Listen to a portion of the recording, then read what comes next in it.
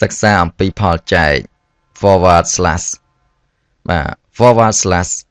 គឺជាការគណនាផលចែកអញ្ចឹងយើងមានពីរប្រភេទទី1គឺស្មើលេខចែកនឹងលេខទី2ស្មើ cell address ចែកនឹង cell address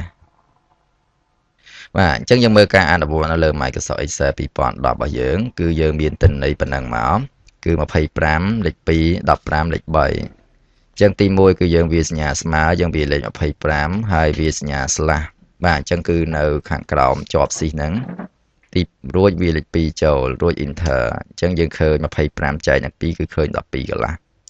បាទវិធីមួយយ៉ាងទៀតគឺយើងស្មើយកម៉ៅចុចលើលេខ15ហ្នឹងរួចចុចសញ្ញាបាទ forward slash រួចយើងយកម៉ៅចុចលេខ3រួចចុច enter អញ្ចឹង15ចែកនឹង3ឃើញ5បាទដូចគ្នាដែរយើងចង់មើលតើវាជារូបមន្តបែបណាគឺយើងคลิกលើ formula រួចយើងយកពាក្យថា show formula បាទអញ្ចឹងមានន័យថាវាបង្ហាញជា formula វិញហើយអញ្ចឹងបើយើងចង់ឲ្យវាបង្ហាញជាទិន្នន័យជាលេខគឺយើងយក formula ហ្នឹងវិញរួចคลิกលើ